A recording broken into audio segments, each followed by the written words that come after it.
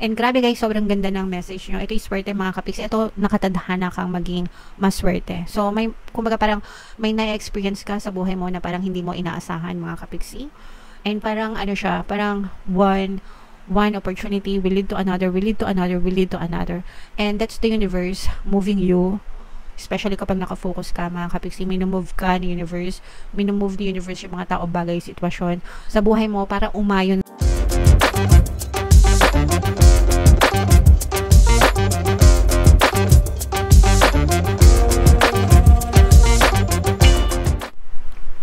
Hello guys, hello Gemini, welcome back to Pinoy Pixie Tarot.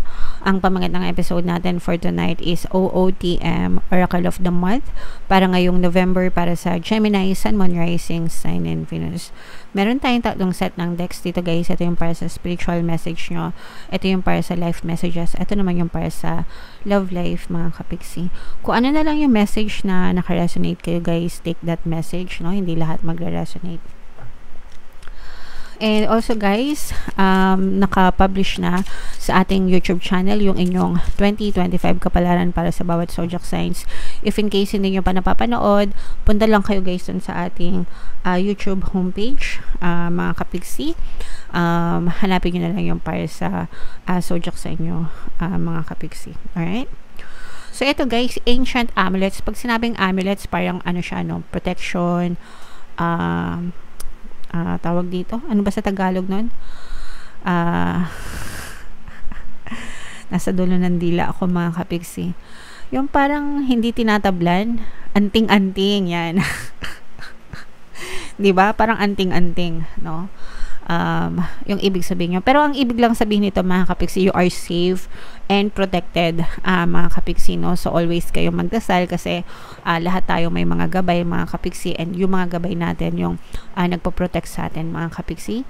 Trabaho nila na gabayan tayo, protektahan tayo, and tulungan tayo sa panahon ng ating mga pangangailangan. So you always have to pray mga kapiksi para maprotektahan yung sarili nyo, and kailangan nyo rin protektahan yung sarili nyo guys against mga negative energies guys, no? Or negative people, mga toxic na people. Huwag nyong hayaan na ma-penetrate, makapasok sa inyo yung kanigahan sa buhay nyo mga kapiksi. Dapat fini-filter nyo, no? Dapat marunong kayong mag-filter ng mga tao, ng mga sitwasyon, ng mga bagay na pinapapasok nyo sa buhay nyo, yung mga binabasa nyo, yung mga pinapanood nyo, yung mga kinukomentan nyo, diba?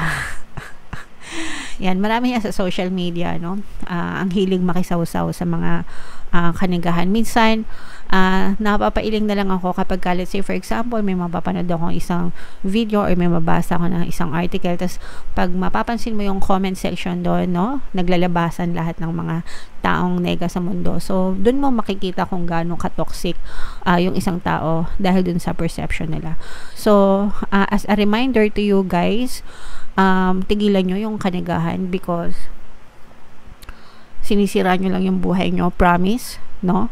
Promise, you are doing damage to yourself, mga kapiksi. Kapag nag-entertain kayo ng kanigahan, kapag natitrigger kayo ng kanigahan, you're causing damage to yourself. So, by all means, burahin nyo, erase nyo sa buhay nyo. Dapat, X yan, hindi ko kayang tanggapin.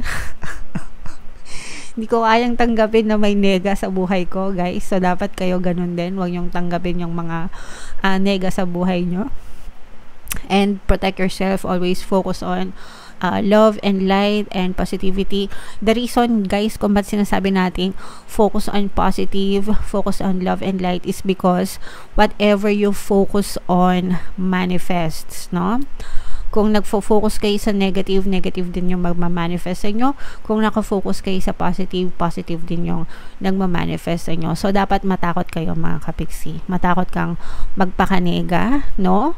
Sometimes hindi maiiwasan, yes, pwedeng manega ka one day or sa loob ng isang araw, pero help yourself agad, no? Para maalis ka agad. Parang tug of war yan, mga kapiksi, yung hilahan, di ba, yung tug of war, hila-hila. So, minsan mahihila ka sa nega, mahihila ka sa positivity, pero by all means, hilahin mo yung sarili mo pabalik sa positivity, mga kapiksi, para mawala yung kaligayahan sa buhay mo, guys, and para positive lang talaga yung nangyayari sa inyo. So you have to protect yourself, okay? Alright, comment down below if naintindihan nyo. Sana naintindihan nyo, guys.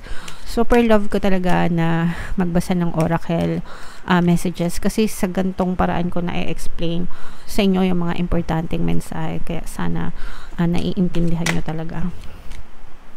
So yung next message naman natin is life messages. So shuffle ko to, guys. Habang sinashuffle ko to, panoorin nyo muna yung video natin regarding sa ating paano mag-manifest ng abundance video course. Kapiksi, sawa ka na ba sa mga struggles at hirap sa buhay mo? Masipag ka ba at masikap sa buhay ngunit hindi ka pa rin umaasenso? Ilang beses ka na bang nag-attempt mag-negosyo at mag-invest pero palagi ka pa rin nalulugi? Sa pagkakataon na ito ay maaaring may subconscious beliefs ka na nagiging balakid sa iyong pag-unlad at pagyaman. Introducing, paano mag-manifest ng abundance video course. Dito ay matututunan mo ma-overcome ang mga balakid mo para tuluyan ka ng umunlad, umasenso, sumagana, maging matagumpay, successful at maswerte sa iyong kabuhayan, pera, trabaho, negosyo sa labi at kaperahan ng bonggang-bongga. Dali, mag-send na ng email sa pinoypixie@gmail.com at simulan na ang iyong pagyaman ngayon. Alright, so sa lahat ng gusto mag-avail ng course, guys, mayroon tayong promo ngayong October. Magbibigay tayo ng free 3-in-1 pampaswerte sa subliminal, so pampaswerte sa buhay, sa pera, at saka sa love life. Worth 1,500 yung freebie na yan, guys. Kaya mag-avail na kayo. And grabe, guys, sobrang ganda ng message nyo. Ito is swerte, mga kapiksi. Ito, nakatadhana kang maging maswerte. So, may, kumbaga parang may na-experience ka sa buhay mo na parang hindi mo inaasahan, mga kapiksi. And parang ano siya, parang one opportunity will lead to another, will lead to another, will lead to another.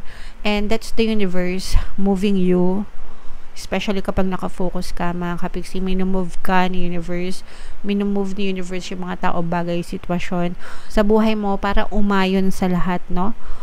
Umayon sa iyo yung lahat. Depende dun sa gusto mo, depende dun sa focus ng attention mo, mga kapiksi. So kung palagi ka nakafocus sa swerte, kasaganaan sa buhay, mapapansin mo life itself unfolds para sa iyo, na lahat unti-unti you are seeing evidences, nakakita ka ng mga ebidensya sa 3D mo, sa physical reality mo, na maganda ang buhay, magaan ang buhay, swerte ang buhay, no? Kaya dapat talaga dun lang kayo palagi nakafocus, mga kapiksi.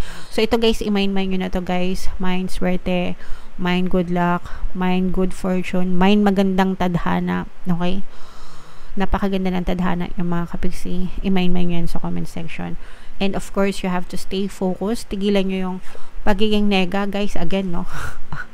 Huwag nyong sirain ang swerte dahil lang sa pagiging nega nyo, mga kapiksi. Okay? And then, this is yang energy. This is active energy, mga kapiksi. Ibig sabihin dito, kumilos, no? You have burning desire sa iyong puso. You are highly motivated, very energetic, very energetic, enthusiastic, masigla, malakas, ganyan, no? Punong-puno ng energy, good vibes, yan. So kumilos, this is the best time for you, guys, na kumilos ng naaayon sa desire nyo para talagang mag-manifest siya, mga kapiksi. Huwag nyong sayangan yung oras, huwag nyong sayangan yung panahon, guys. Okay? Alright, so comment down below. Again, i-mind nyo na yan, guys. Mind, swerte, mind, good luck, good fortune, magandang tadhana. Yan yung mga sinabi ko kanina. I-mind nyo na yan, guys, sa comment section. And then yung last message natin is sa love life naman, mga kapiksi. Habang sinashuffle ko ito, naka-flash sa screen nyo yung ating bagong course, paano mawala ang third party at magkaroon ng harmonious na relationship, para mawala yung mga kabit na mga jowa nyo, guys. 20% discount yan until October 31. Kaya mag-avail na kayo, mga kapiksi. So, ito, guys, yung love messages para sa inyo. Hindi to lahat magre-resonate. Kung ano na lang yung naka-resonate, guys, take that message. Unang-una, leave your fears behind. They are stopping this relationship from blossoming. Yung fears mo, yung doubts mo, yung mga kinakatakutan mo, yung mga duda mo, yung mga kuda mo sa partner mo or specific person mo, yun yung nag-i-stop para magkaroon ka ng harmonious na relationship, or yun yung nagiging dahilan guys para masira yung relasyon nyo ng inyong person. Sabi ko sa inyo guys, never na never yung pagdudahan yung person nyo, or wag na wag nyo silang pag-iisipan ng masama. The moment na nag-start kayong pag-isipan sila ng masama, ano yan, ma-accumulate, ibig sabihin padagdag ng padagdag, hanggang sa the universe will give you evidence na hindi, ito talaga gusto niya babaero yung jowa niya kasi palagi niya iniisip ng babae kahit wala naman. Okay, palagi niya iniisip nag-cheat sa kanya yung person niya kahit wala naman. Okay, the moment na nag-start kang pag-isipan ng masama yung person mo, you're already sending it out to the universe. Okay, and the universe has to obey. Kailangan niya ikaw pakitaan ng evidence, ng proof na yung iniisip mo is naririnig niya, and ipakita niya yung evidence sa physical reality mo. Kaya nga, sabi ko sa inyo guys, wag na wag yung pag-iisipan na masama yung person nyo or yung relationship nyo, kasi kayo lang yung sumasabay dun sa relationship nyo, mga kapiksi. So yung mga koda nyo, duda nyo sa person nyo, yung mga kinatatakutan nyo, kapag nakafocus kayo dyan, binibigyan nyo sila ng power, and parang anay yan nasisira dun sa relationship nyo. Pwede kayo mag-avail guys nung paano mawala ang third party at magkaroon ng harmonious na relationship. Doon nyo maiintindihan guys how relationship works, mga kapiksi. Okay? And for some of you, ito napakaganda naman ito. They are the one. Yeah. You have already met the romantic partner you seek. So for some of you guys, kung meron na kayong partner or specific person, siya na yung the one para sa inyo. So wag yun ang pakawalan. Igapos nyo na. Hindi, joke lang. Okay?